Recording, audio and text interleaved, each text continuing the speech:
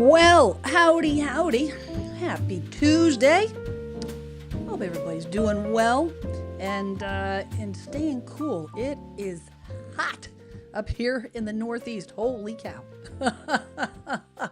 Let me tell you something. I grew up in the Northeast up here in Massachusetts, and yeah, I survived many a summer without air conditioning, and now the thought of it, of course, I am much older. I can't imagine not having it. Just a trip out to the mailbox is brutal, brutal, brutal. But we're not talking about hot weather. We're talking about cold, frozen housing markets. The housing market is is stuck. It is frozen. It is not going anywhere, and actually, it's not improving. So we're going to talk about it. Talk about all the latest stats and all the industry news that is behind it. What is happening, and that's what we're here today for our weekly Tuesday show. And I'm doing the heavy lifting here for you guys, so that so you don't have to. Although I always do recommend you advocate for yourself and do research on your own. But see what we got in the house. We got Vicky Behringer in the house, and yes, Vicky, I got your question that you emailed me, that you sent out. You filled out the form, and for sure I will message you back. I was actually out of town. Took a trip down to New Jersey to visit my good friend Jackie over the weekend, which was a heck of a lot of fun. But let me tell you something: driving from Massachusetts to New Jersey, don't recommend it. Traffic. We got Pflugerville in the house. Hey, Leslie, how you doing? Good to see you. Good old Pflugerville. Kaylee's in the house. My friend David Matney coming in from Omaha, Nebraska, and Kaylee's coming in from California. Teresa from looks like Washington, Ohio, Kentucky. I would imagine that's where we're at: Kentucky, Ohio, Washington, Western Virginia, not Washington. Um, and then Kaylee says, "I hope I can buy a house one day." Well, Kaylee, I would say, uh, you know what I tell my kids since they were little. If you want something bad enough, and this is what I live my life by, if you want something bad enough, you will figure out a way to get it. It will require sacrifice. It will require patience. But if you want it badly enough, you'll get that. You will, you will. Couple housekeeping items. So first off, I want to hear your wins. Share your wins. There is so much negativity, and yeah, we got to dig into it. And yeah, a lot of it's not going to be great news. But the fact of the matter is, homes are selling, people are buying. It's not in the numbers that are would make the housing statistics happy, but that stuff's happening. So you know what? Share it. We want to hear it. Drop in the chat. If you are watching this on the replay, drop it in the comments. It's good to know for folks that are struggling out there that it is possible. Or if you're in a situation where you have to sell and you're worried like crazy, worried sick that you're not going to be able to, it is happening. For sure it is happening. So drop your wins in the chat or in the comments, and share it with us, because that would be grand. That would be grand. So before we dig in, we are going to get into a little bit of breaking news, hot off the press. Oh yeah. Breaking news. So I came across this, actually dropped this update dropped yesterday, and it has to do with the infighting between Zillow and Compass. And I bring this up because if you are thinking, if you're getting ready, if to sell, thinking about selling, if selling your home is on your radar, you may see this information and be totally confused, because I read probably 6 articles, and all 6 read differently. This information is probably the most boiled down. This was right from Inman News. Now, Inman News is an internal publication to real estate agents that really does boil it down. It gets rid of all the fluff.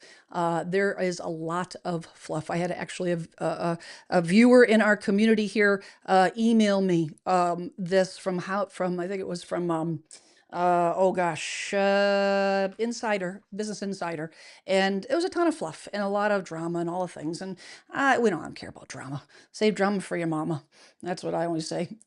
So what this is just if you haven't been following the news, so Compass, after the NAR changes and all whatnot, in terms of how there were a bunch of changes that were after the commission changes that had to do with how listings are made available to the public. And Zillow made it their personal mission that they want to make sure that all listings are available to everyone, which I don't disagree. However, there's so many layers to this. It's become convoluted. It's become kind of ridiculous. Because I wanted to clear the air. So this officially took effect yesterday.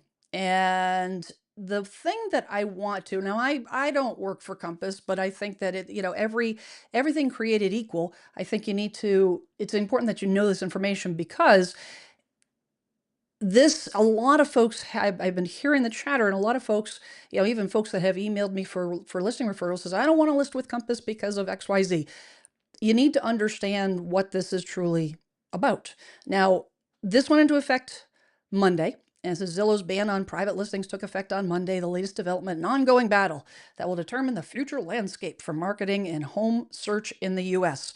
Well, I think that's a little bit dramatic.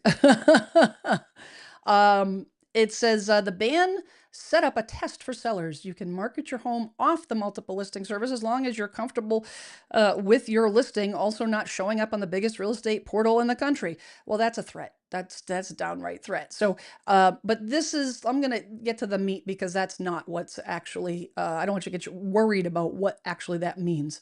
It says, I'm going to skip right through the fluff here and get right to how are listings impacted. So this is what went into effect. And it says, it's actually very simple. The updated policy bans listings that aren't added to the MLS within 24 hours of being publicly marketed. That what's not allowed under the listing access standards, Zillow wrote, is publicly marketing that is off MLS are available if a buyer is willing to work with an agent or brokerage. The portal also clarified that listings within a brokerage's private listing network would be prohibited if the network itself is marketed to consumers on a public-facing website. Zillow Group said the ban does not apply to delayed marketing exempt listings. I'm going to explain all this stuff in a second. A type of listing status created via recent changes to the National Association of Realtors Clear Cooperation Policy, as long as they're submitted to an MLS within 1 day of public marketing. Same with coming soon, office exclusives. So what this, essentially means, well, actually, I'll get to let me get to the rest of this, and then I'll kind of boil it down. Coming soon and an office exclusive also comply with the Zillow's listing access standard, as long as listing brokers are adhering to NAR guidance for each listing status. That guidance says that office exclusives are required to be submitted to the MLS, but aren't widely distributed to other subscribers. The for sale by owner listings, rental listings, and new construction listings sold by a builder are permitted. So completely untouched. You're going to list it that way. Don't have to worry about it. So what they're basically saying, and, to summarize this along with some additional information that I'm aware of. So what they're saying is that if your agent puts your listing on their own personal website, they put a sign in the ground a week before the house actually goes on the market, that could be trouble. And technically, you were never supposed to be able to do that anyways. To get around that, and this is important for you to talk to your agent to find out what their MLS procedures are. I can speak only to the MLS up in my area, MLS PIN, which is one of the largest in the country. So what our policy is that The delayed marketing exempt that they're talking about is basically if I wanted to put I have actually two options, delayed and coming soon. If I want to put a sign in front of the yard, 2, 3 days, 4 days, 5 days before the house actually goes on the market, I have an additional form signed. That's it, to comply with MLS. And that basically means that that additional form states that we're not going on the market yet. Now, when we do that, it is entered into MLS, but it's not available for showings. It's not available for people to schedule to get into the house, the whole 9 yards. Keep in mind too that if something changes, sometimes things happen. So you may sign these things, and then all of a sudden, the carpet cleaners are going to be late, and they're not going to be able to come the day before a list, goes on the market or whatever. You can change it. You can file extensions and all the things. You can take it off the market, put it back on for a day or whatnot. There are ways around it. This has really, as long as the agent is following the proper procedure. That's the biggest thing. As long as the agent is following the proper procedure, you as a home seller doesn't affect you at all. It really doesn't. The big beef with Compass, and this again is there's some confusion because, and I've heard this from you folks reaching out. It says the Compass has this thing called the private exclusives. So what that means is that private exclusives basically mean that the listing is only advertised on Compass websites. And if the listing is advertised on Compass websites, Zillow is saying, no, you can't put it on Zillow. From a consumer standpoint, yes, there are small potential possibilities, situations where you might have a home seller that has a very, very, very particular audience and doesn't want it widely listed. And if that's the case and you go with this Compass exclusive, private exclusive, you're probably not going to care it's not on Zillow. Doesn't even matter. But if you do care, don't sign the private exclusive listing agreement with Compass. You can list a property with Compass and not do that. And that's the thing that I've heard. And again, I don't work for Compass, but I can tell you right now that folks that work for Compass have told me that you can sign a regular listing agreement that does not have this private exclusive. This is above and beyond a normal exclusive agreement. So when you're sitting down with your agent and you're talking about all the different options about how to put it on the market, the thing you need to ask yourself and consider, and ask the agent you're interviewing, find out what they recommend, but also find out what they can't do, what they will and won't do, I should say. Because if you want truly, if you want the most amount of exposure, you want the most number of people looking at your house, why would you ever sign an exclusive agreement on your listing to prohibit it from people coming in or people seeing the property? Why would you ever do that? This doesn't make any sense. It absolutely doesn't make any sense whatsoever. I know that some agencies will say, oh, we're going to only, show it to our brokerage for a week. How does that help you? The more people you have coming to your front door, the more chances you have of having interested parties. The more parties that you have interested, the higher the chance you have multiple offers. The higher the chance you have more offers you have on the table, pushes the sale price up because there's more demand. Why would you want to reduce demand? This is the question. And these are the things that I want you guys to ask. So, all right, so I'm going to stop jabbering here about this for a hot second. And, you guys are hopping in the chat. Let's see here. We've got Lynn. Lynn, it's coming in from Cali. We got Red from Houston. And we got Saber from upstate New York. I used to live up near Oswego, actually, up that way. Let's see here. We got Miss H. Hello again. Welcome, welcome. Susan coming in from Oklahoma City. And we've got PHHHRTN. My condo in NC, North Carolina, sold in 4 days. Woohoo! Let's go. That's fantastic. Congratulations. That's you know, in a market where it seems like everybody's you know, trudging along. That's awesome. Um, let's see. Very a trustable granny. Uh, who you calling granny? That's what I would like to know. You calling me a granny?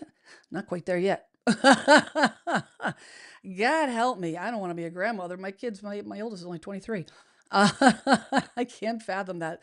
Grandchildren, that kind of scares me right now. We got Angie in the house. Hello, my friend. Um, let's see. Miss H says, Jen, I saw, by the way, if you have a question and you want to really make sure I see it, put that QQ in the beginning so it'll catch my eye. Because I don't have a producer, I do this show by myself. So, it says, Jen, I saw a Marshall about not to buy maybe a material or an article, maybe an article about not to buy these types of homes right now, McMansions, and condos, HOAs, and one other. Have you seen this? I was wondering, is that because of the rates not worth it? Is now, you know, there is a lot of, well, depends on where you saw it. If I were to take a guess, you probably saw it on the old YouTubes, and there are there is content that's going to have value added, that's actually going to give you data and actual reasons why you should or shouldn't do it. And then there's going to be content that's really just looking for the wow factor. They're just looking for the clicks. They're looking for, you know, bring you in to watch on the screen. My question is what kind of content was that? Did they should have given you reasons. If they're saying, my friend Jackie Baker does a ton of content on home buying. That's her channel. Her focus is on home buying. And when she puts content out like that, she always puts reasons behind it. She always explains why you shouldn't buy, or to get you thinking. Because the fact of the matter is, you know, a larger home may not be the right choice. A smaller home, a condo may not be the right choice. But it doesn't mean no one's going to buy it. It's not absolute. Condos are right for some people. HOAs are right for some people. I think there's a I don't want to go on a tangent on this, but there's definitely a shift in society that I have noticed where there are a lot of absolutes. I believe this, so everyone else should too. And it's just not the case. As I've said before, you guys have heard me say this many, many times. There is a butt for every seat. And every seat is going to be different. Everybody's needs are going to be different. Um, let's see. Co-Seeker says, having seen so many new construction horror videos, it seems evident that a multi-state class action needs to be brought against these builders. You know what? That is entirely possible. Absolutely, positively, because there have been, and you know what? And there have been a lot of suits, for sure. And I'm sure many more will come because of the amount of building that is happening, has happened over the last, you know, recent years and happening now. It just stands to reason. It's just numbers, you know, it's just numbers. We've got Kotyo in Long Island, New York. I got a great agent, a great broker down there. Let's see. Angie says the only reason they do showings, they don't. The only reason they'd only do showings in their own brokerage is for double commission and to keep everything in the house. Amen. Angie, you know what? I couldn't have said it better, because you're absolutely 100% right. A lot. This real estate industry is you know, all this infighting and all the things. I'm just going to say it. It's embarrassing to the industry. It doesn't serve the consumer at all. And at the end of the day, our job is to service you in the way that you want to be serviced.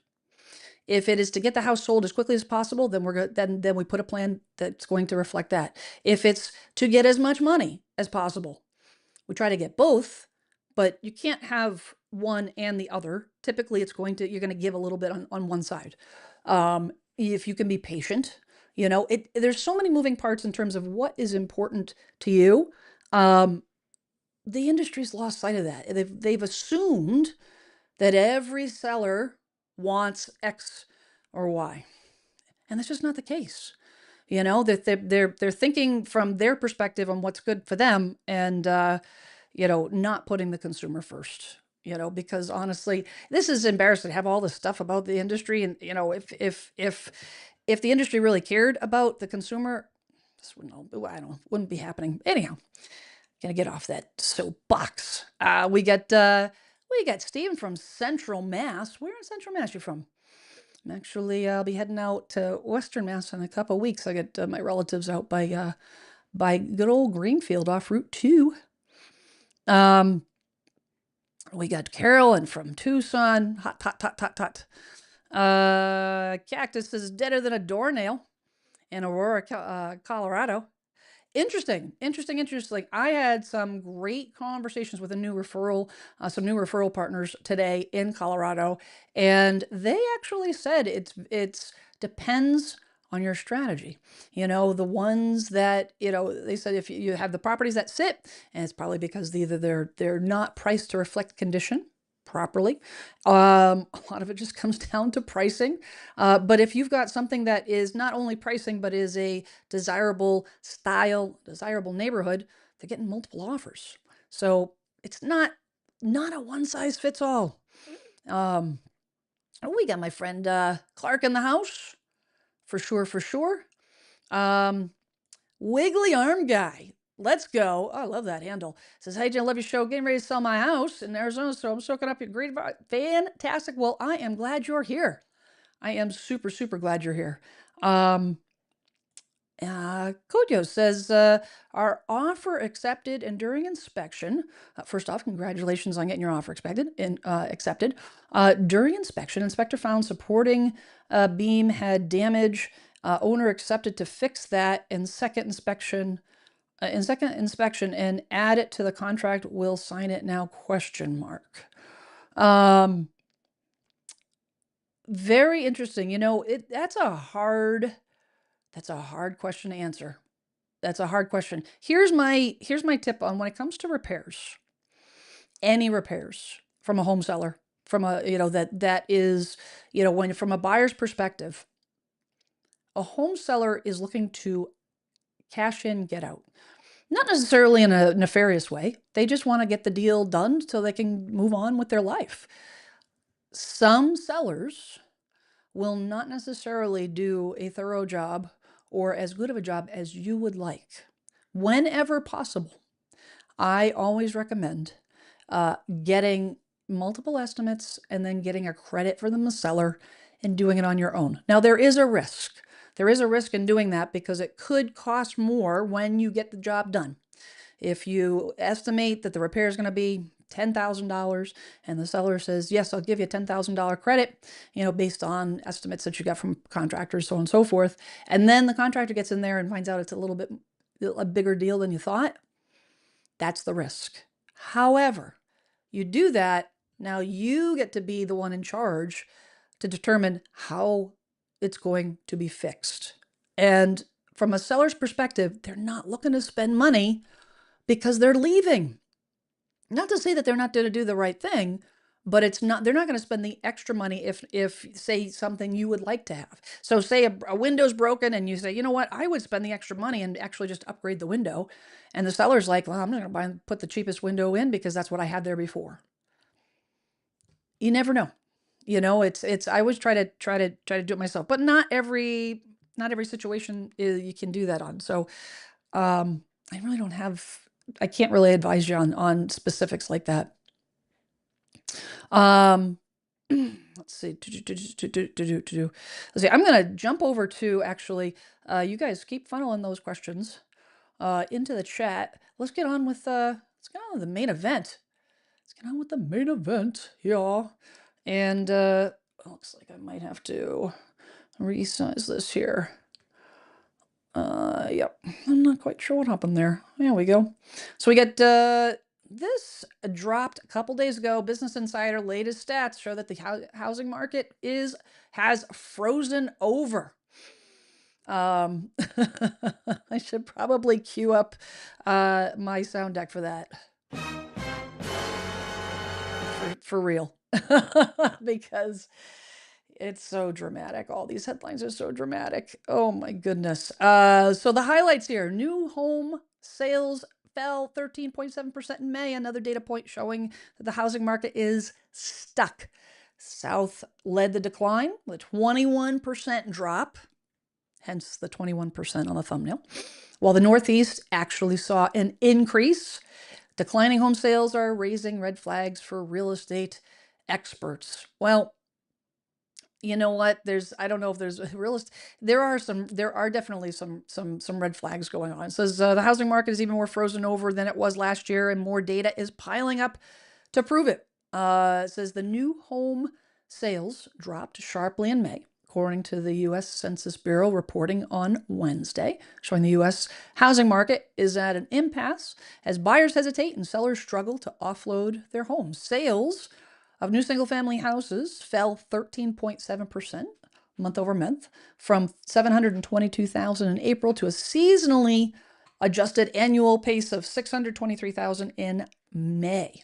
The May number is 6.3% lower year over year, so compared to May last year. The decline in sales was led by a sharp slowdown in the South. Sales in the region plunged 15.5% year over year and 21% from the previous month. Northeast was the only region that saw an increase in new home sales. And I will tell you that we are definitely starting to see a shift, overall in terms of how the market is starting to creep into those changes are creeping up into the Northeast. So actually like I said earlier, I spent the weekend with my buddy Jackie down in Jersey and had a couple conversations about this, and she's seeing more buyers walking away from offers, longer time on the market. I'm seeing the same thing here. I'm advising my sellers differently now than I did 2 months ago. Absolutely differently, because the market is shifting. And this is where it is so critical. It is so critical that you have an agent that dials into the now. If you are in this situation and you're in the Northeast, or even if you're not, looking at comparable properties from 6 months ago is completely pointless unless you make an adjustment for that time period, even 4 months, depending on where you are, because that data is old. If you price your home based on a house down the street that sold 4 months ago and you're in the southern regions of the country, you're probably going to overprice. And that's what's happening. That is what's happening a lot. Now, a lot of buyers are digging in and pressing the pause button.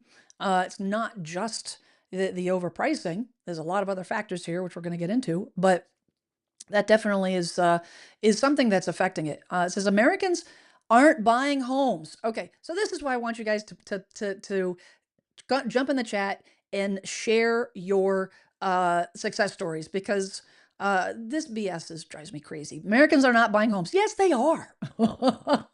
They are. They're just not buying as many. The number of Americans that are buying homes is way down, way down. But an article like this makes it sound like the housing market is frozen. Nothing's happening, and that's not true.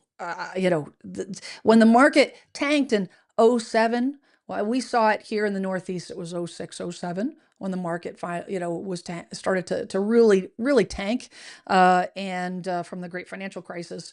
And when the bottom fell out and values dropped 30%, people were still buying, people were still selling. The market I've never seen in 29 years, I've never seen the market stop, completely freeze over. Never. Why? Because there's always a need. Always. It says the May report showed that there are roughly 507,000 new houses available for sale. At May's sale price, it would take 9.8 months to clear the supply of housing. Okay, I'm going to pause right there for a sec. So, month supply of housing, and I've kind of talked about this before, other live streams. So month supply of housing kind of is a great indicator. It's one of the main indicators that we look at to determine what the supply issue is in a particular area. The month supply is assuming that no new inventory comes on the market. How long would it take to sell everything on the market from down to zero? And a anything that's around between 4 and 6 months, 5 and 6 months is a healthy, balanced market. Now, you never ever have a balanced market, a fully, true balanced market. It's either going to be shifting slightly one way or another. For reference, just to give you a point of reference, a perspective, during the pandemic, we were at 0.25% month supply of inventory up here in the Northeast. That's how bad the inventory was, and it's still creeping. We're still way below four months worth of housing. But now at this, they're saying at May's sale pace. We're not there yet, but that's the numbers, because the numbers are still coming in. We're this article was posted a couple days ago. It takes time, and news is always reported in arrears. When the news articles come out, it's always from the data, because they have to process the data. So we're getting this data late. It might be 9.8 months now, but we won't hear about it until August. So it says, it'll be 9.8 months. So that means if you're in an area that has that supply, it is a full-on buyer's market, 110%. It says anything higher than 6 months supply typically indicates a buyer's market. A notable shift from the seller's market that led to rapidly depreciating home prices post-pandemic. In the South, new home construction actually hit, and I was actually surprised about this, it actually hit its highest level since 1971 last month, with 311,000 new units on the market thanks to increased construction and decreased sales.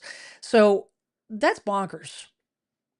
That is absolutely bonkers. And it really gives you some perspective on what the new construction situation is down in the southern regions of the country, because the highest level since 1971. Now, it is relative. There are a lot more people. There's a lot more people. There's a significant population growth between then and now. And I'd love to see the data. Really, I'd like to see the how the data stacks up to, or how the number of homes compared to the number of people that need housing, how that percentage has changed. Because even though it's the highest level, just food for thought, even though it's the highest level, it still may be below what is necessary to house all the people that need housing, because our population has completely exploded in this country. There are the number of millennials. The amount of millennials that are coming into this market is bigger than the boomers and the Gen Xers combined. There's a lot of demand. And that demand was there 1971. I believe 1971, women couldn't even get a credit card back then. Can you imagine, ladies? Come on. That's not too long ago. Crazy, crazy, crazy. All right, what do we got in the chat here, guys? Share your wins, share your questions. What do we got? Let's see. Dana says the market is great in South Carolina for anything over 600. Anything below 300K is not selling. Really? That's super interesting, actually. That's super interesting, considering that the hardest hit market segment are first-time home buyers. I wonder if that 300K, though, is probably mostly condos. And condos, it wouldn't be a price issue. It would be a condo fee HOA issue that is the reason. And potentially insurance for hurricane events and such. Let's see here. Let's see. We've got Chiku. So I'm saying that correctly. Question. I have chosen agents with 20 plus years experience and will be interviewing them starting tomorrow. Do you believe having the years experience helpful in this market? Okay.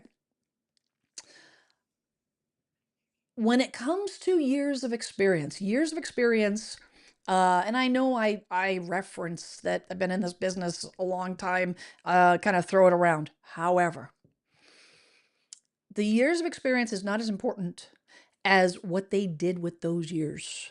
I have met agents that have been in this business for 30 years and they're terrible agents because they didn't sell any properties, they don't have any transactions. The number of transactions that you have had over those 30 years is imperative. How many transactions have you had in your neighborhood, in your area? You want to make sure that, you're looking at that from a relative standpoint. Yes, the number of, having an agent that is brand new versus an agent that has 10 years or 15 years experience, 100%, because they don't have experiential knowledge. But the number of transactions will give you that experiential knowledge. The more transactions you go through, every transaction, and I have accumulated. I sat down and did the math one day. It was, probably approaching about 1,000 transactions, over the course of my, career. Every single transaction has a speed bump. Every single transaction. Some are super minor, some are a little bit more. Sometimes there's conflict, sometimes it's just, problem solving.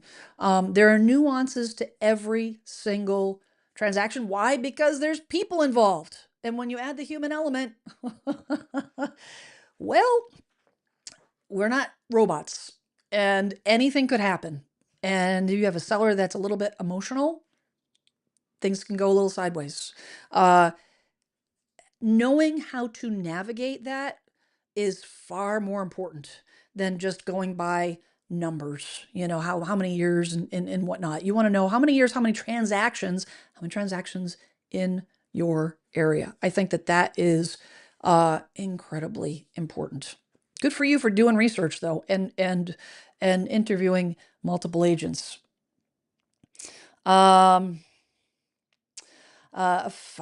hey, good to see you. I know you've reached out to me. It's a great job, Jed. Keep it up. Good to see you from New Hampshire. Is New Hampshire any cooler up there? I'm hoping so. Usually New Hampshire and Maine is a little cooler than down here, South Coast. Let's see. Steven says, I'm Hopedale, listening soon. Enjoy your channel. So glad you're here. Dun, dun, dun, dun, dun, dun, dun. Let's see. Miss A says, Jen, things are out of whack with people losing their jobs. Income period. No one can afford to buy anything now, let alone homes. That's the thing we got to be careful about. It's not that no one can afford to buy anything. I hear that's the absolute, and I'm certainly not picking on you by no means, because I know exactly where you're coming from. It is hard. It is so hard right now, on multiple levels. Everyone's is stretching. Everybody's, trying to achieve your goal. And I got a kid going off to college in the fall, and I got one that graduated last year and trying to pay her student loans and trying to get an apartment. It's just tough. It is really hard. But we got to be careful with using the term no one, because it's just not, we can't use those absolutes, because there's a lot of money floating. There's a lot of jobs that are paying good wages. Not all, not enough, but there is money out there. If you are getting ready to sell your house, the last thing you want to think about is, oh, nobody's going to buy it because, no one's buying because nobody can afford it. Just not true.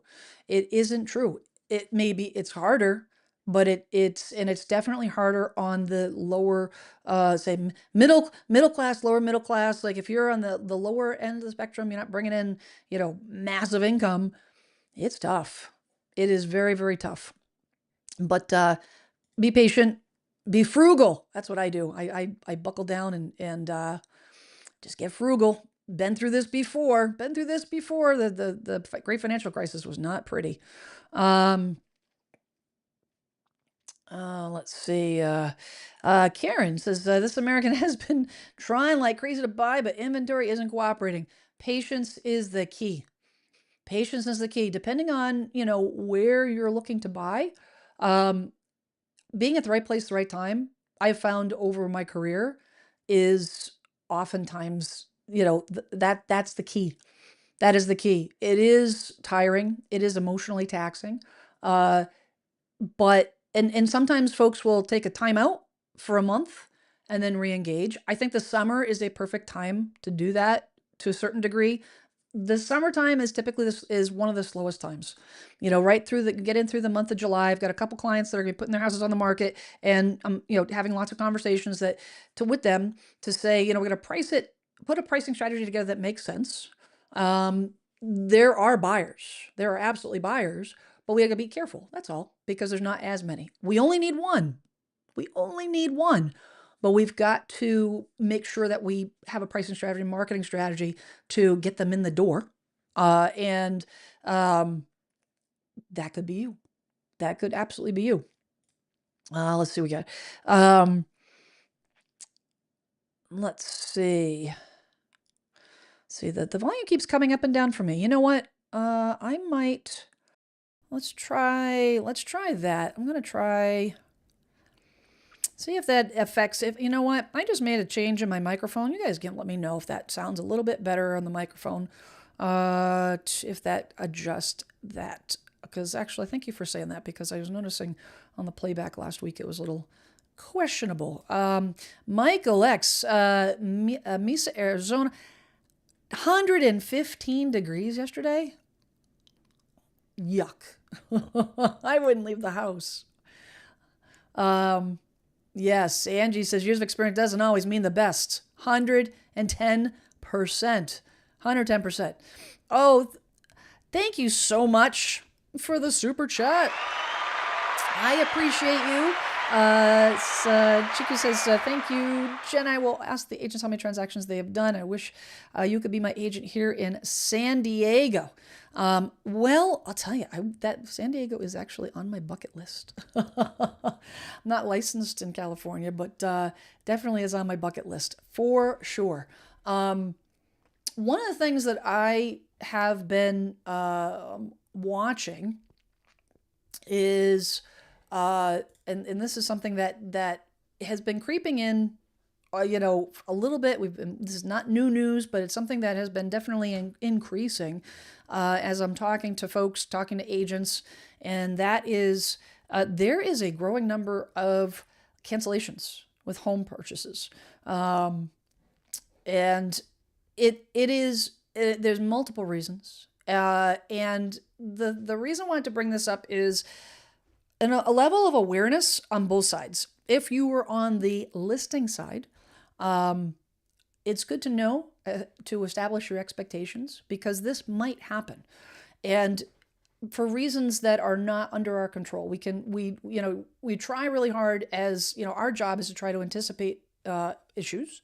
Our job is to try to vet out the buyer as much as we possibly can, to try to learn as much as we can about the people across the table, so that you guys don't get stuck with this. But sometimes stuff happens. People get fired.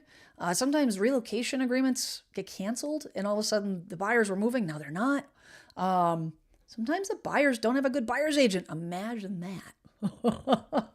And they get talked into making an offer, and then they regret it. And sometimes they read, some people are just, influenced by what's happening in the economic climate right now. Consumer confidence is in trouble. The consumer confidence is wavering, and if you have a buyer that is affected by that, you could have a cancellation. Now, on a buyer side, this is exactly why, if you're struggling to find something, just because it's under contract, keep an eye on it. Keep an eye on it. Don't necessarily wait for your real estate agent to notice it and tell you about it. Do your due diligence. It says this AP news article said that this was a couple days ago. The latest sign of trouble in the U.S. housing market: a pickup in home purchase agreements falling through before they're finalized. Some 6% of pending contracts to buy a home were canceled in May, down from 7% in April, but up from 5% in May last year. It's from the National Association of Realtors. May is the third consecutive month with an annual increase in pending home sale cancellations.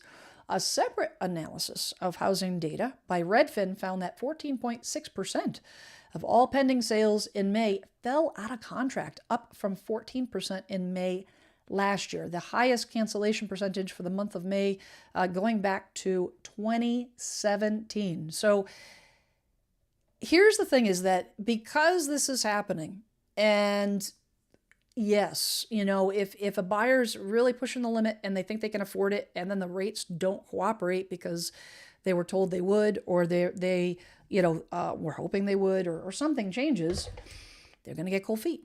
They're going to back out. And monitoring that from a buyer's perspective, I wanted to add to that, because as an agent that helps both sellers and buyers, my job really truly doesn't start. And I pay attention to the comments. I want to know what's going out from a consumer standpoint. I want to know what your concerns are, what your objections are, what your thoughts are. And, there's a lot of pushback for obvious reasons. For when you have an 80% agent that's acting as a buyer's agent who's doing diddly squat, you say, what are they good for? Well, absolutely nothing. When you got an agent like that. But an agent that is a 20% agent, and for those that don't know, I often refer to, is in my opinion, based on experiential knowledge of being in the field, for almost 30 years and having dealt with other agents, especially over the last 10 years, and talking to all you folks and hearing the stories and whatnot, 80%, and it's probably higher, 80% of the real estate industry is not worth half what they're getting paid. They're just not. And I've seen it. They're not professional. They're not skilled. They're not doing their homework. They want the money. Some of them have joined agencies that don't actually train them. They're not bad people. They're not nefarious. They just know what the heck they're doing. And the industry is broken when it comes to that. Those are the order takers. They are calling themselves buyer agents, but they're not buyer agents. They're an order taker. They are waiting for you to say, I want to make an offer. And then, what do you want to make for an offer? And then they do the paperwork, and they basically just go along, and they're not actually giving you guidance. That is the majority. It is sad. It's a sad state of affairs. And that's why, honestly, I started this channel, because I was just sick and tired of it. But here's the good news, and that's the 20% I refer to. And honestly, it's probably like 10%. But as a 20% agent, let's assume it's 20%. As a 20% agent, our main function, believe it or not, is not finding you a house. If you're sitting there saying, well, I can find, my agent doesn't tell me when the house is on the market. You know what? We have other clients. I would hope a successful agent has multiple clients. It is almost impossible to keep up to date with every single client, every single minute of the day. You have yourself. You're looking for yourself. If you're looking for buying a house, your phone. You're waiting at the checkout counter. You're sitting on the sofa. You're taking a bathroom break, whatever. You've got the phone, and the minute Zillow says, "Bing," there's a new listing, you're going to know about it before the agent does. It's just fact. Our job is not to find you the house. Our job is to get you the house once you find it. And that's where my job kicks in. Doing the research, making sure you don't make mistakes and buy this thing, get in over your head, making sure that I know your goals, I know what's important to you, so that I can make sure that matches with the plan, make sure that house matches with what you want to achieve. But when you have canceled contracts like this, the one thing that I would advise is you've got to keep an eye on that. You've got to be on Zillow. And when a property goes into MLS, it automatically goes out and aggregates out to all the multiples, all the different websites. The Redfins and the Zillows and the Realtor.coms and all the things, all the different websites. It comes from MLS. Most at this stage in the game, it pretty much is real time. It's almost real time. So there's a good chance that you're going to see it right away on Zillow within minutes. You need to monitor that. If you see a listing, you can create accounts. You can favorite the property even though it's under contract. Now keep in mind, some states do not mark properties under contract. Some states have different stages of under contract. It does vary depending on where you live, but you've got to follow it. Because if that property goes off the market And then all of a sudden that buyer backs out and you're watching it like a hawk. You've got all these other buyers over here that are only concerned with, they're looking at the new listings and they're waiting for new listings and all, well, let's go to the open house and all this stuff. And meanwhile, you got listings over here that are pending and all of a sudden they're not pending. If you're watching those things, you could be the first to the table. And I will tell you that a home seller that has gone through the process of negotiating and getting a property under contract and, and maybe if they're buying another property, when that agreement falls by the wayside, they are eager to get it back under contract so they don't lose any time, especially if they have a contract on their next purchase. So if you're sitting in the wings and you're ready to go, you need to tell your agent all this stuff. Once you interview your 3 agents on your buyer's agents and you have an agent that you trust. But you tell that, hey, listen, I'm watching this property. Well, a good buyer's agent will then reach out to the listing agent. That's what I've done. If a property is something that my buyer's really interested in, I'd go a step further and reach out to the listing agent, and not all listing agents will be responsive, but a lot will. They will reach out to that listing agent and say, hey, listen, if this deal starts to waver, can you let me know? And you could potentially get an offer on the table before they even sign the release of the house going back on the market. Strategy, strategy, strategy. That is the name of the game. How do I know this? Because I've done it. Done it. All right, what do we got going on here in the chat? Let's see. Cat Diamond says, I am so thankful our Northern California home sold quickly and we finally moved to Bristol, Virginia last week. Congratulations. A home we bought back in April and was sitting here empty. Fantastic. Yes. Thank you, David. Yep. I absolutely can help you with the referral. The referrals, because depending on where it is, it might take me a little longer because I do vet out and interview all my referral partners. All my referral partners, I do not go into a Rolodex. Somebody asked me that. I'm like, wow, that you speak in my language, Rolodex. But I don't just go on Zillow and pick an agent. I don't just go online and pick the one with the most sales. No, I have a private network that I belong to that are, high level agents that run their business the same way I do. And then I look at their numbers. I look at their experience. I look at the transactions. I look at their online presence. I look at all the things, and then I interview them and make sure that they are in line with my ideal 20% agent. That takes time. Takes time. Hey, Croy West in the house. Good to see you, my friend. Leslie says, if I decide to list my house next spring, do I need to give a concession for old appliances? Or can I reflect that in the price instead? Concessions scare me when they are overused. That's a great question. And you know what? I have a video that I was actually going to drop the video last week and got behind the 8 ball, help trying to connect referrals. And that's actually going to drop hopefully in a couple days on Thursday. And it's all about selling older homes. And I've got some advice about, what to do with appliances and whatnot. If you have older appliances and everything is working, now, mind you, I would absolutely lean into research. So look and see if you're in a very upscale, high-end neighborhood, then you might want to consider doing that. If you have a home that is mostly updated and the only thing that's outdated are the appliances, you might consider doing that. In most cases, I typically say, let the buyer ask. Price the property to reflect the condition. Don't price the property up here and then give a concession for the appliances, because that'll be an objection from the buyer. They'll say, oh, the house is overpriced. Now you're negotiating down and they're expecting a concession for the appliances. You'd be better off pricing it in the condition that it's in, including the appliances. Make sure it's all working. Have the furnace serviced and all the things, AC furnace serviced. As long as everything's working properly, I would wait and see. I would just price it properly, and if there are any issues, then you can wait and react, from a home inspection. But if it's an issue, you should probably get it fixed if you can. Hope that helps you.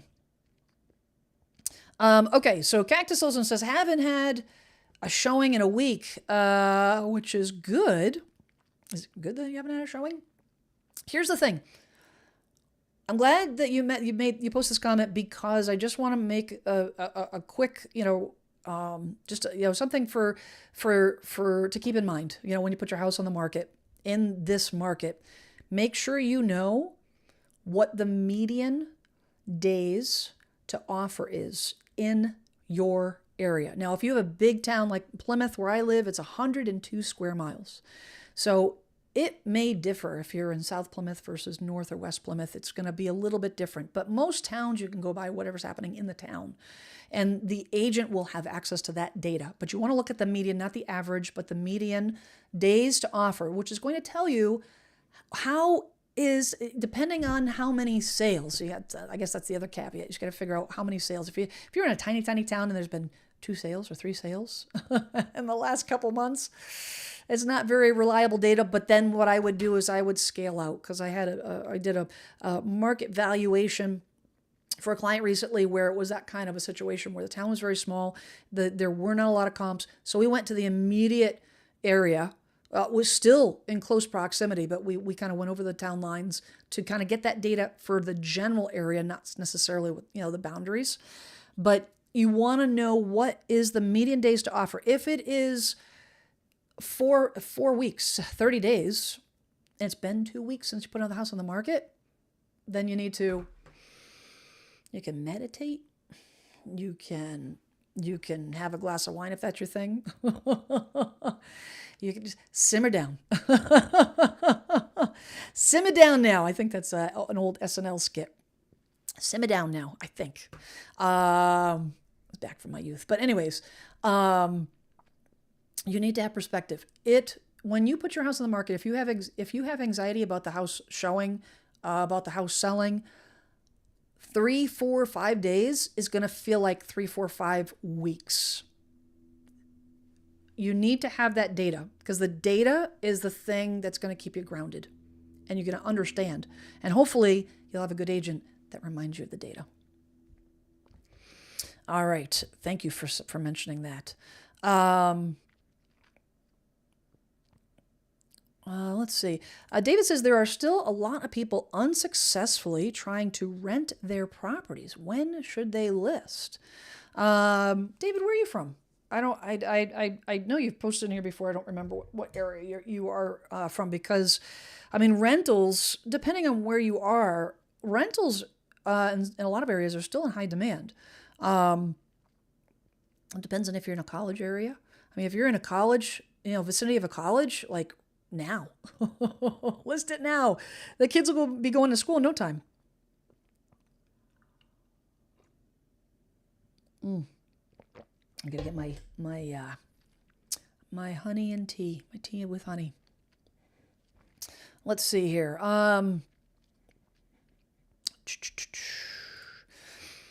Fabiano says houses in New Hampshire are selling, but the market slowed down. Put back maybe a bit. For sure. Oh, geez. The last realtor to show my house turned off the furnace. Real estate agents are numbskulls. I'm just going to say it. And in my experience, they're numbskulls.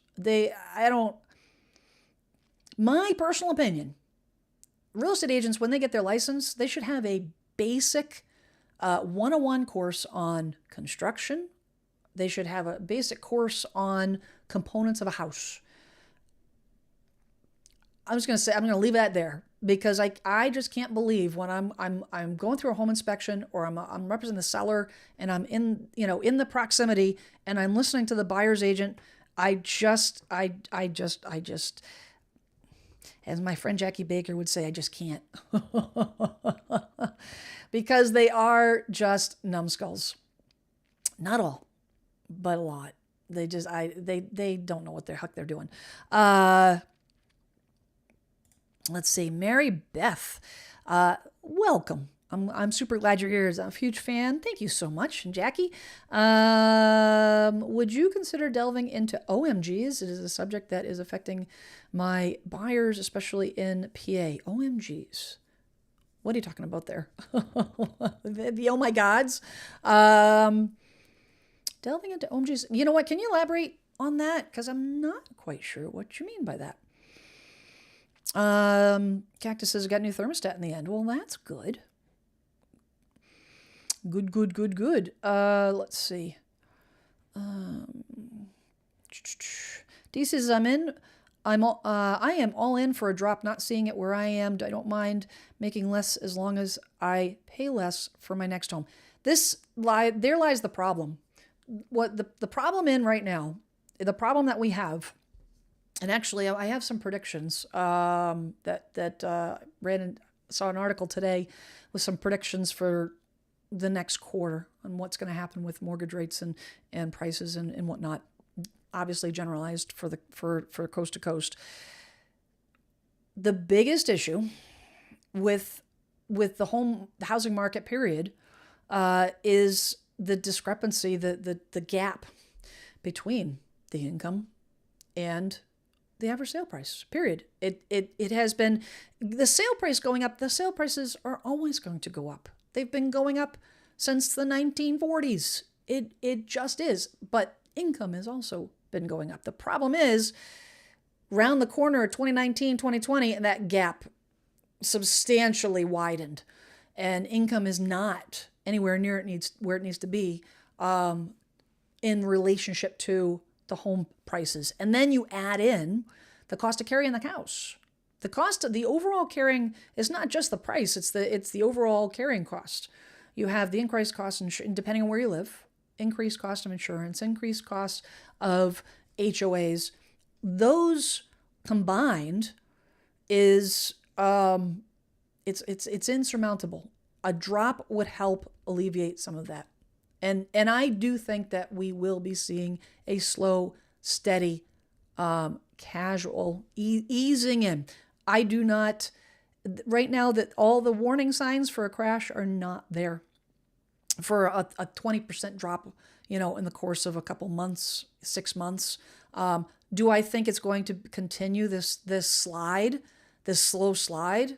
Imagine going down a hill and your brakes are starting. Your brakes haven't failed, but you probably need some new pads, and they're slowly failing. You're gonna slip. You're gonna slide down that hill. That's what I think is gonna happen with the housing market. Angie says, think many cancellations are due to insurance and property taxes. Yep.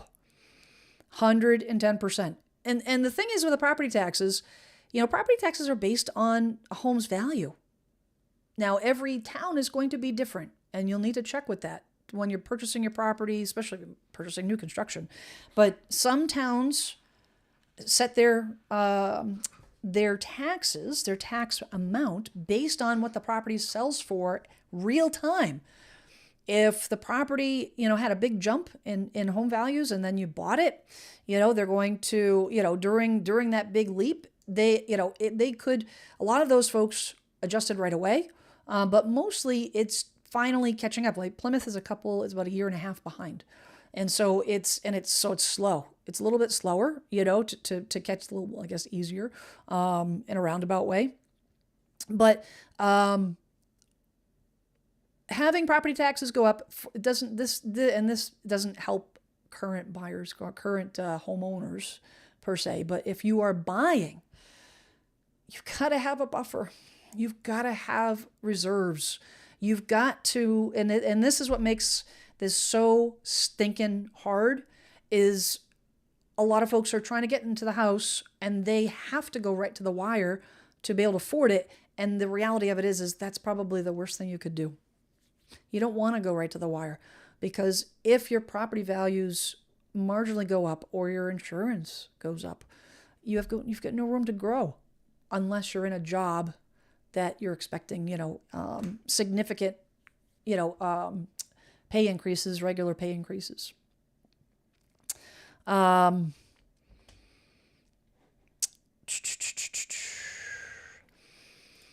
Let's see. Miss Sage says, Jen, you mentioned 1971 that it was hard to get a credit card. My mom purchased our home in 1970. Things must have changed big in the next year, 1971. Now, mind you, I was a wee kid. Same. Yeah, actually, you know what? I would have to. I know I'm gonna have to. Gosh, that's actually pretty good because I didn't think. I know that women could purchase homes, but I don't. To check on that data. I have to check on that data. If I had a producer, I would have the producer check the data for me, but that is not the case. Wiggle Arm Guy says, Angie, 100% agree. We've got, Angie says, do you think you should tell your agent on what amount you would accept an offer? I'd bump it up a little then. Yeah, so here's going to be my suggestion on telling your agent as a home seller or a home buyer what your bottom line is. Make sure you 100% trust your agent. You know your agent. You vetted out your agent. You have trust in your agent that your agent's not going to use that information against you. That is the most important thing. I think I've seen this happen where home sellers, home buyers will just either they hold back entirely, which if you're not at that relationship level, if you're not at a point where you can trust your agent, you may want to take a step back and maybe talk to that agent, maybe interview another agent. It's very, very hard to go through this transaction, through a real estate transaction, when you have no trust in your agent. And quite honestly, if you can't trust them, what are you paying them for? Honestly, you'd rather not, better off not having an agent at all at that point. But until, when you're in the honeymoon period, and if the trust is not there, maybe you might want to hold off a bit. And you know what? I don't think that that's such a bad thing. I will say that from my perspective, it does get tricky when I'm trying to advise and counsel on negotiation strategies. Because if there's a counter situation and we have, either on the buying side or the seller side, if we have we're trying to get the two parties to come together, and maybe you're in a market this is important that we bring these parties together because I don't know when the next buyer is going to come along. And I think that your bottom line is actually higher than than reality. And I recommend making a counter that could potentially hurt you and scare and basically push the buyer away, because it's not just, there's emotion involved in the buyer and seller. There is emotion involved when you make a counter offer as a buyer to a seller. They should be thinking it's just a house and it's a transaction and it's black and white. And you know what? If you're an engineer or engineer type, watching this, you are correct. But I'm telling you, that is not the way a lot of home sellers feel. It is their home. It is their home.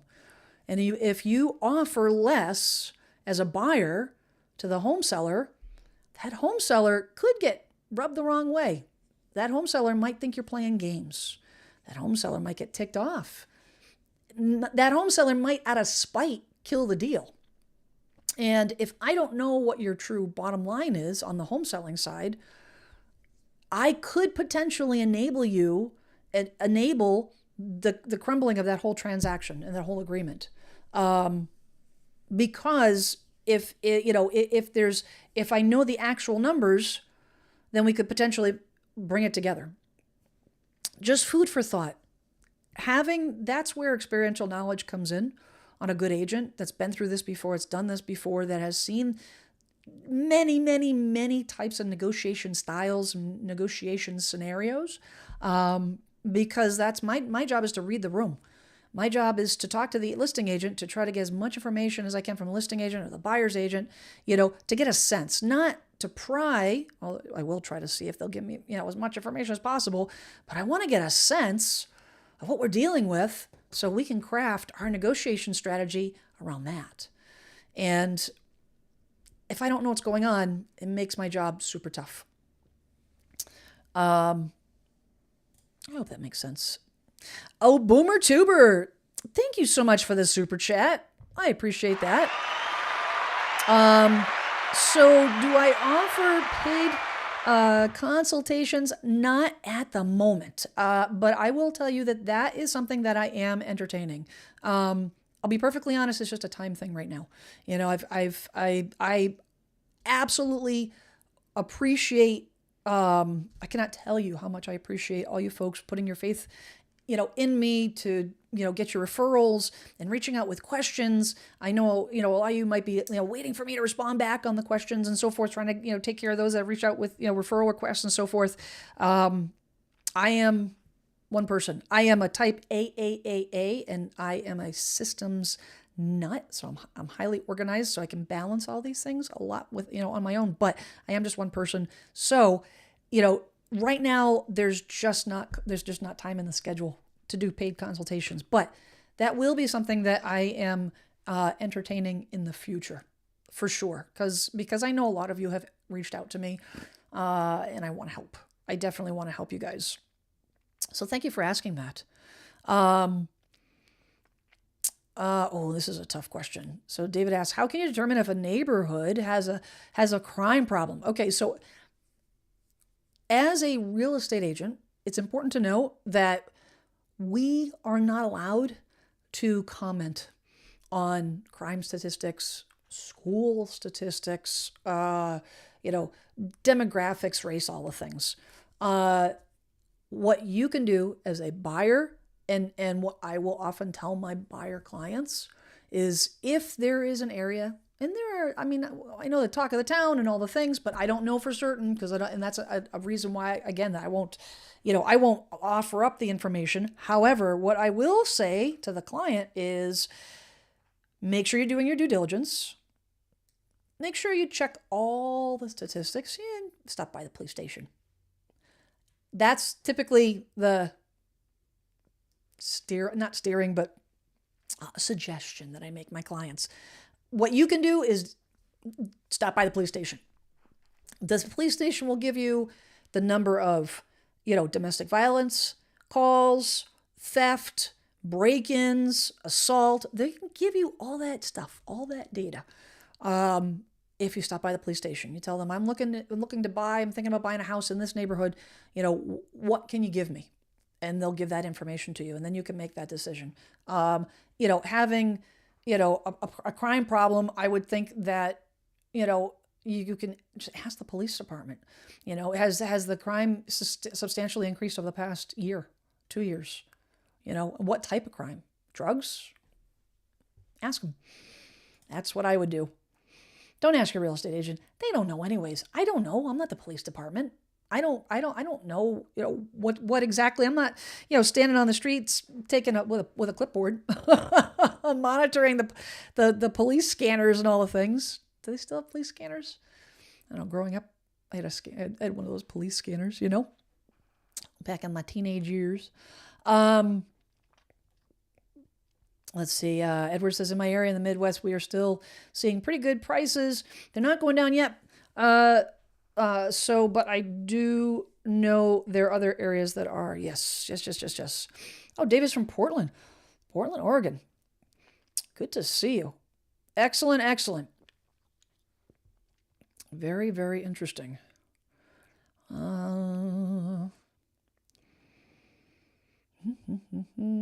Yeah, Kat, you bring it. So Kat says that it seems like Zillow used to show crime rates, but they are for some reason stopped. I think they got in trouble for doing it because it could be considered steering. Because if that data that they're reporting is not accurate data, if I was a seller, I'd be livid. If there was data appearing on my listing that was not accurate, showing that my house is in a high crime neighborhood, I'd be BS. So guarantee that's why that Zillow doesn't do it. But you've got to do your homework. Buying a house is not for the faint of heart. There is legwork involved, and it's not just hiring an agent. It's not just talking to a lender. There is legwork to protect yourself. And that would be one of the things. If you are, moving your family into a neighborhood and schools are super important, don't ask your agent, because your agent's just going to go, the agent's either going to tell you information that's not correct, or they're going to tell you go to this website or whatnot. No, you call the superintendent, schedule an appointment, schedule a phone call. Most of them will do it. If the superintendent, or the principal in elementary school, depending on, whether you want a specific elementary school, if they're not willing to take the time to talk to you, do you really want your child to go to that school anyways?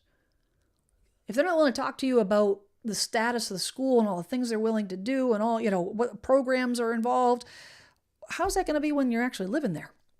But go to the source. Go to the source. Go to the source. Let's see. I choose you says, I have a VA mortgage loan and plan on selling soon. Moving to an apartment while selling at the same time as closing on another with a VA loan sounds like a nightmare. Is this the best way? The best way for you is the way that works for you. And I know I'm sidestepping the answer because I don't know what is in your best interest. There's many ways to skin a cat when you're doing that kind of a situation where you're buying and selling. There's selling and then buying. So many ways. Some do move out and have a vacant house and start looking for new properties. Some will wait until they sell and then do like 2 separate transactions. Sell, move into temporary housing, and then buy. Now, this is why I need my tea. Because that does allow you to have a breather. Because there's a lot of balls in the air. When you're doing 2 transactions at the same time, especially when you're moving state to state, there's a lot of moving parts. You have to make sure you have a good team to guide you, to help manage all those moving parts. It can be done. If you don't want to go into a rental and you're going right from one house to another, I have done that more times than I can count with folks that are relocating. Now, there are going to be things that you're going to have to come to terms with. If you're moving far enough away that you can't drive to the new house, you may not be able to, attend home inspection. You may not be able to you may have to have some special contingencies on a final walkthrough. There's a lot of things that, to take into consideration can be done, but it really does depend on what, your pressure point is, what your stress tolerance is, and, what your overall goal is. But I'm telling you, I'm sorry to be a broken record, but, having guidance with someone that has been down this path before, that can ask a ton of questions. And when I sit down with someone like you that is trying to figure this out, I'm a reporter. I'm like, Dragnet, or is it, Dragnet? Tons and tons and tons and tons of questions. Why? Because I want to understand so that I can make sure that I can, put all the options that you might be interested in on the table. Fabiano says, do you know how the New Hampshire market is at the moment? You know what? Specifically, I know that the New Hampshire market is very much like the Western Mass market in some of central Massachusetts. Slow and steady. No major drops. There's still a serious deficit of inventory, which is going to play in your favor if you're a seller. But I can't give you specifics on that at the moment. Let's see here. Angie says, of the average days on market is 31 days. How many showings should you expect per week? That's a great question. So if your area and how you can find the data, you want to know what is typical in your area. And I know that sounds like a cop-out. It's just you got to know every area is going to be a little bit different. You might have one area that only, you get 5 and you're doing well. Another area you get 15 and you're doing well. 5 is slow. You've got to know your area. Now, how do you know that information? Well, one, if you have an agent that is interconnected, that is networked, has experience, has sold properties in that area. But there are some showing services. Now, I use a company called Showing Time. These are services that, as agents, we absorb the cost of that. The listing agent, the seller does not. The Showing Time is one of the larger ones across the country. And Showing Time is basically, it's just a go-between with the agents. That's all. They don't interact with the public at all. They just handle agent A wants to show the property. They call Showing Time. And then the listing agent sets up instructions with the Showing Time service. And basically, the Showing Time acts like an assistant to the listing agent. And the nice thing about Showing Time, though, is it does give data because, depending on the area, I know in my area, a lot of agents use Showing Time these days, a lot. And I can go on the Showing Time statistics and find out what's happening in my area over the last month, and what the average. And if I see a gradual decline, you're looking at the last 31 days, it could have been, 30 showings 6 months ago, but now it's 20 showings. So it depends. It really depends on what is happening because the buyers are pulling back and not scheduling showings. That you have to take that into consideration. You have to look at also how many open houses they had, because if you have an agent that's stirring the pot and doing open houses, I have for those that have watched my content, how I feel about open houses. I'm not a fan. I think that I think that they have a place depending on the seller situation. I think from a buyer's perspective, they can be good because you don't need a buyer agent contract to walk through an open house. You can be a looky-loo and just walk in, and check out the house. I think that's a good thing. From a listing agent's perspective, from a seller's perspective, it doesn't help you get the house sold. I know that folks have commented, oh, my house sold because of an open house, or I bought my house from an open house. Here's the question I would pose to you. If you bought that house when you walked through the open house, if that open house was not available, would you have made an appointment? Probably yes. If the agent did a good job marketing the house, good pictures, good photos, 360 tour, aerial photos, all the things. The same thing on the listing side. If an agent, I'm a big supporter, and you know what, if a buyer wants to make an appointment, if they want to see the house, they'll make an appointment. And by making an appointment, they have to do it. They're either going to contact me directly or they're going to contact an agent. And the agent's going to vet them out and ask them if they're pre-approved and all the things. They're not just strangers walking in off the street. I'm just not a fan in 2025 of opening your door to complete strangers. And this economic uncertainty where you are the agent standing in the kitchen and you as a home seller are allowing strangers, please let that sink in for a second. You're allowing strangers to walk through your house unattended. At least when you have a showing, the buyer agent is with them. The buyer agent has met them and has them sign an agreement and has, have a pre-approval, assuming that they do their job. Those agents are not going to want to waste their time. Even if they're bad agents, they don't want to waste their time with buyers that are not pre-approved. So they'll have some of that pre-qualification work done. An open house, you don't need anything. I can go look at a $5 million house tomorrow on Sunday if I wanted to. I can't afford a $5 million house, but if it's open house, I can walk through it. I just don't. I think it's big risk. But anyways, let me get off my open house rant. Let's see here.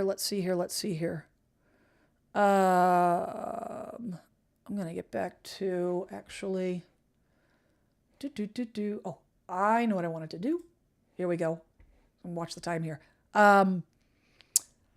Market trends. I want to get into some predictions because with all this talk about how tough things are now, and especially if you're heading into the next few months, what you're probably wondering what the heck's around the corner, and what do the experts think? Experts meaning all the data people that crunch the data. All right, so this is off of Bankrate 2025. This is hot off the press, published this morning. Q3 housing market trends. Hot temperatures bring a cool market. Ooh, play on words there. Little, not a play on words, but well, they call that a conflict or whatever. Anyhow, we got home affordability remains a serious issue. Experts do not expect, this is all like spoiler alerts.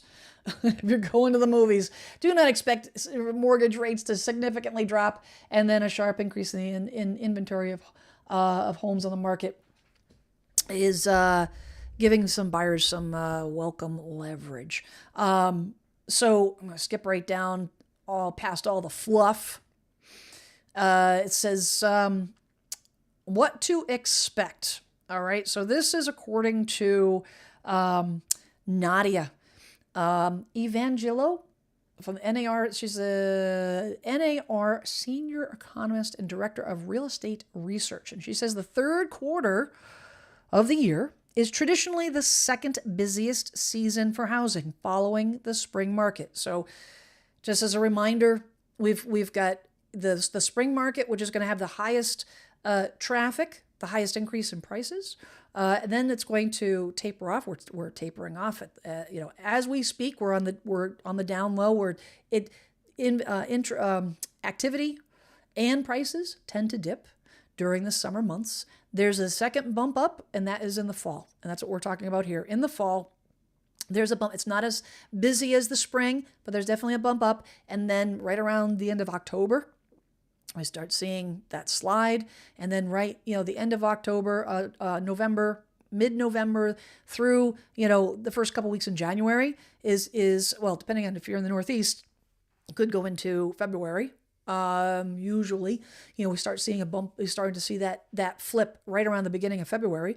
That is the slowest time of the year. And that's why when you're looking at overall data and predictions, they're looking at averaging all the data.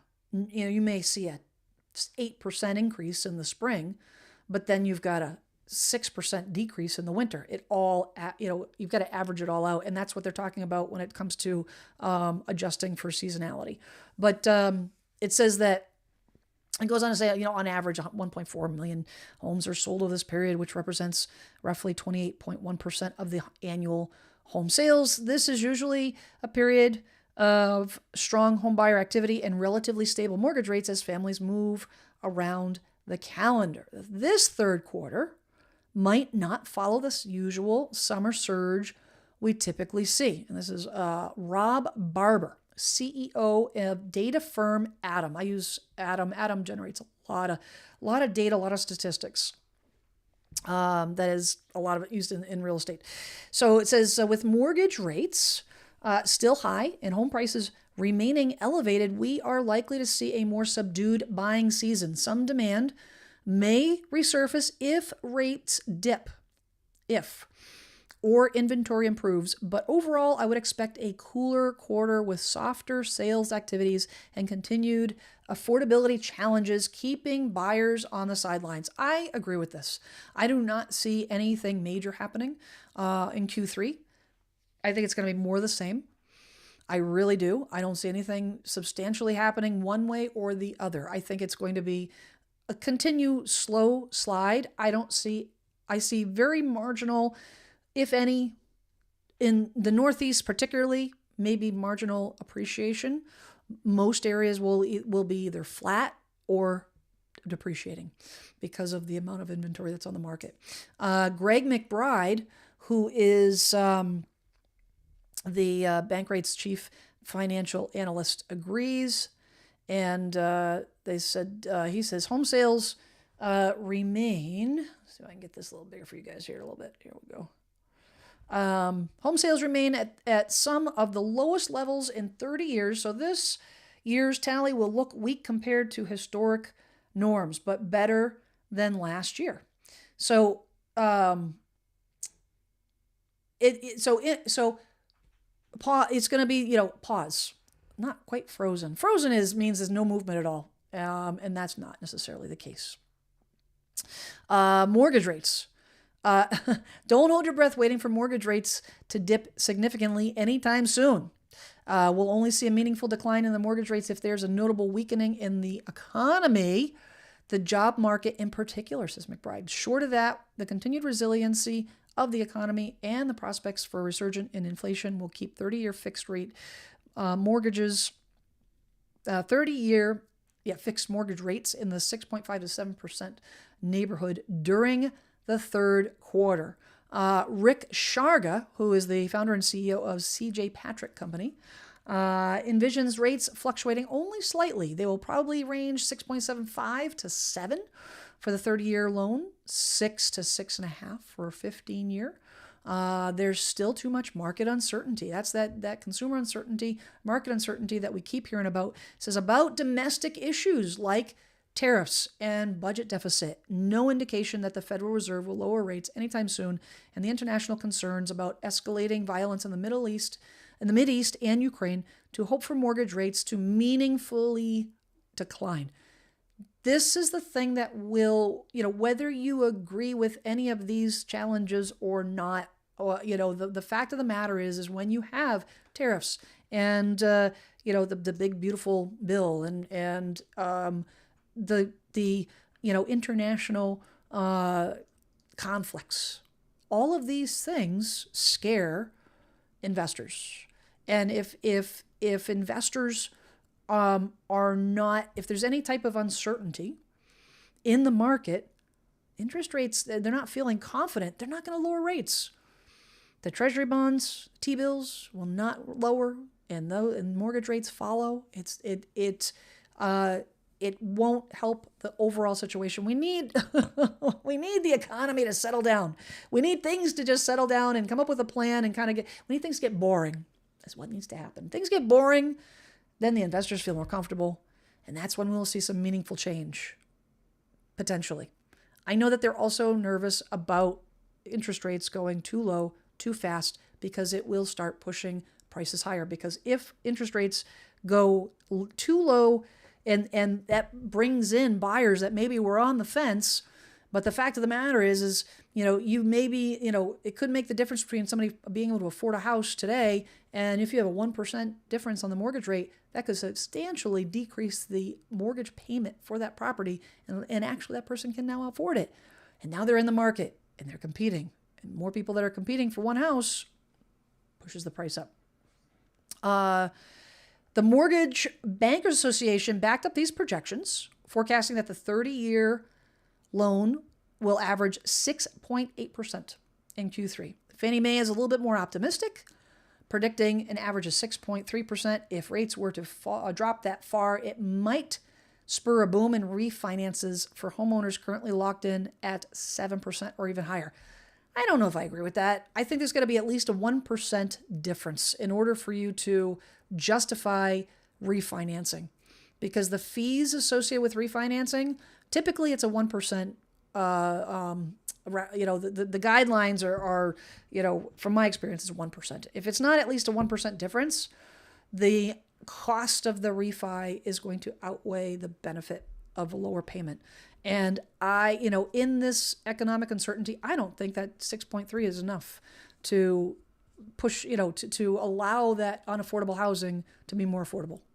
It's just too big of a gap. It's too big of an income gap. And then finally, home prices says we may see annual appreciation around 2% nationally, with some regional variation, and markets where housing inventory is rising, small price declines are also possible. All in all, the median home sale price nationally will be largely flat. But this bellies the divergence seen in different markets across the country. The limited inventory in many areas in the Northeast, Midwest will sustain prices in those parts of the country.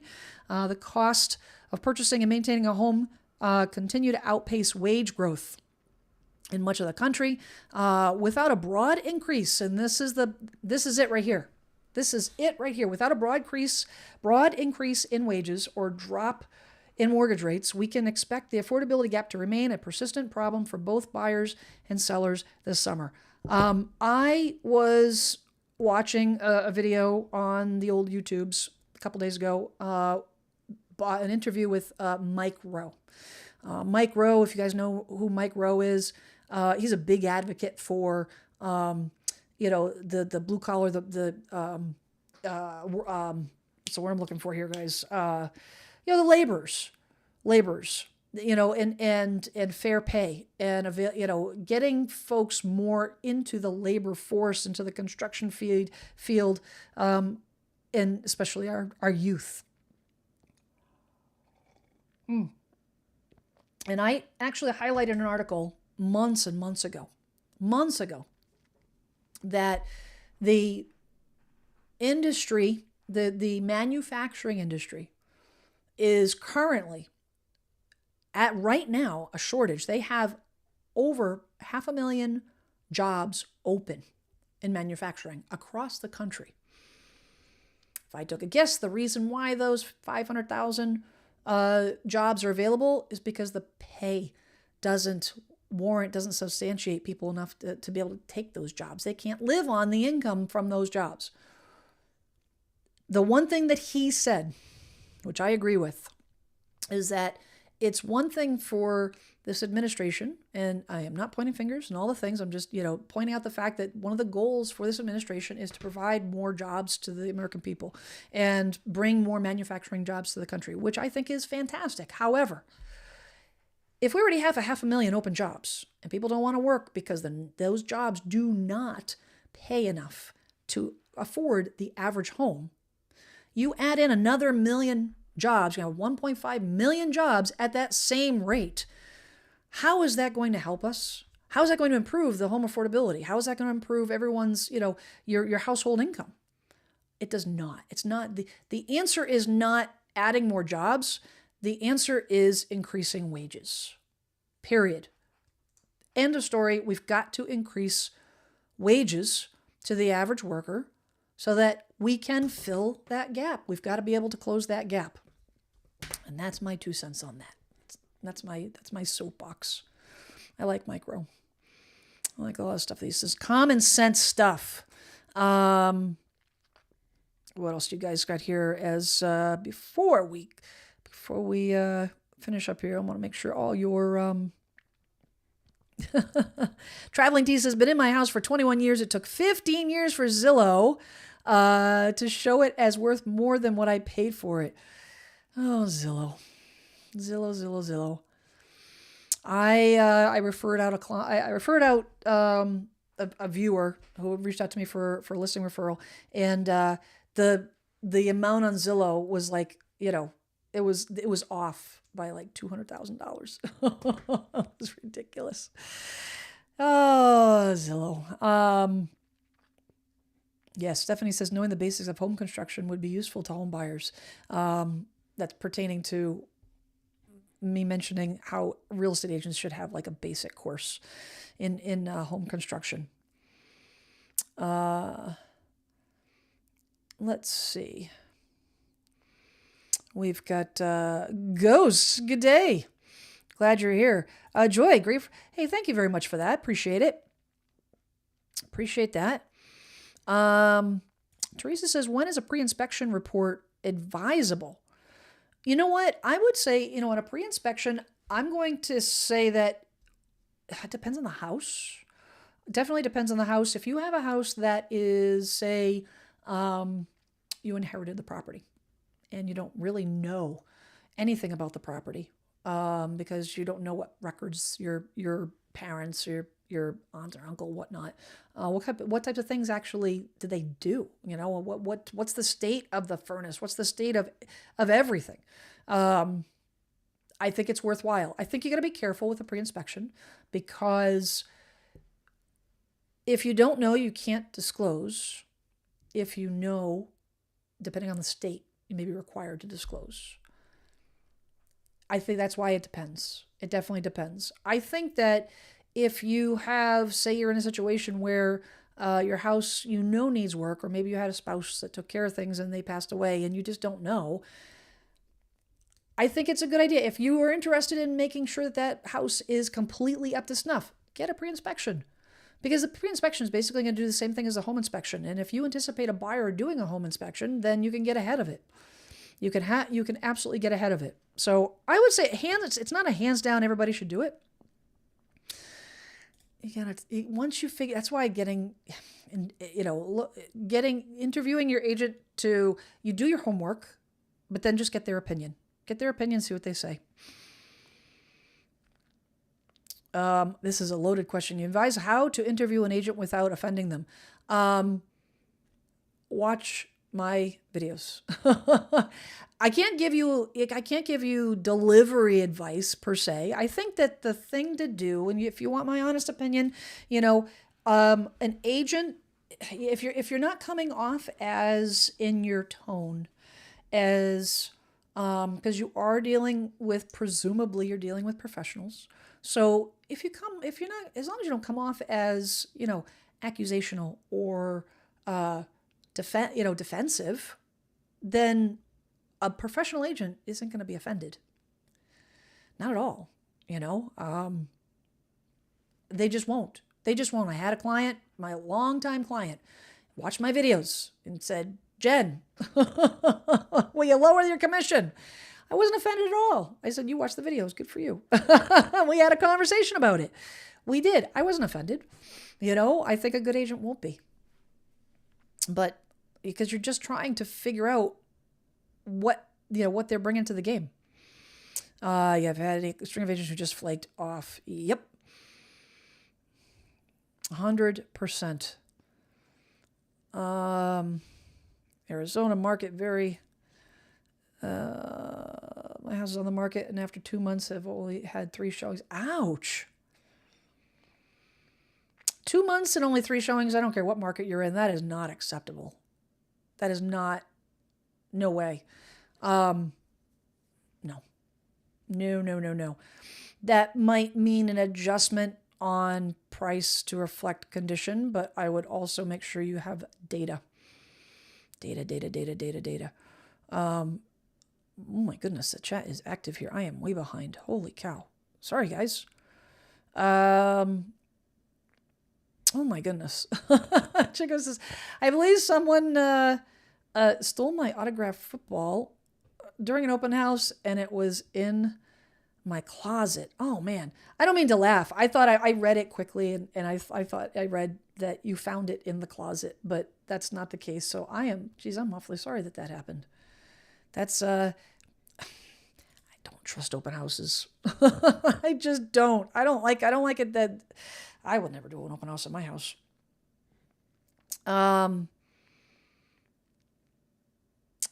Let's see here.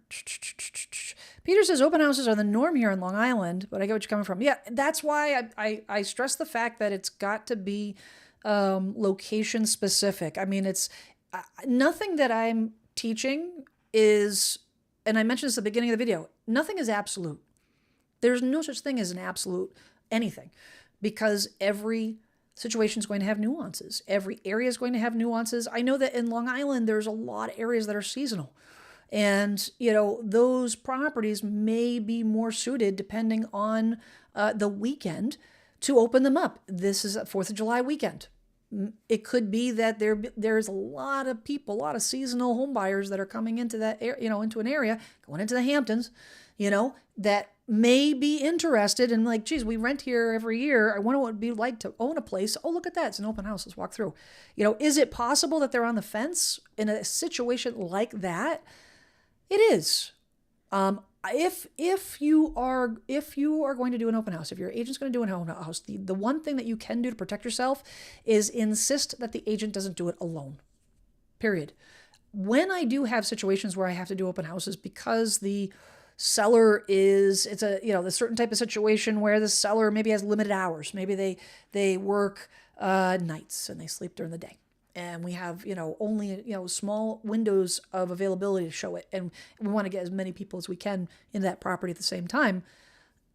I always have, a lender, another agent, someone, because I'm only one person.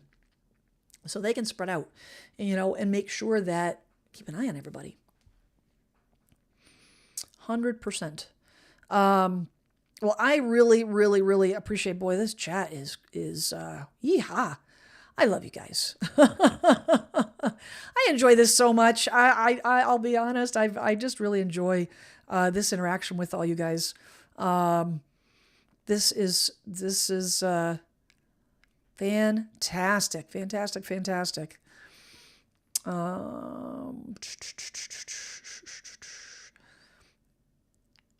Let's see. Just scrolling through here. Okay. Peter asks, what is a mortgage commitment? The mortgage commitment is when the mortgage company officially approves your mortgage. So after they do the appraisal, after all the purchase agreements are signed, everything's reviewed, the title is reviewed, all the I's are dotted, they've reviewed your tax returns, they have done a certificate of employment. They've confirmed that they have talked to your employer. They've confirmed that you are working where you're going to work. They've confirmed your income. Everything and anything. It's the rubber stamp. Right before it's called clear to close. Is actually the rubber stamp that says you're ready to close. But it's the queuing up the clear to close. Mortgage commitment to the seller says the buyer's ready to go. The mortgage commitment contingency is now satisfied because the buyer, there's no other reason why. The bank says as long as you don't quit your job, as long as you don't take on more debt, we're definitely giving you the mortgage.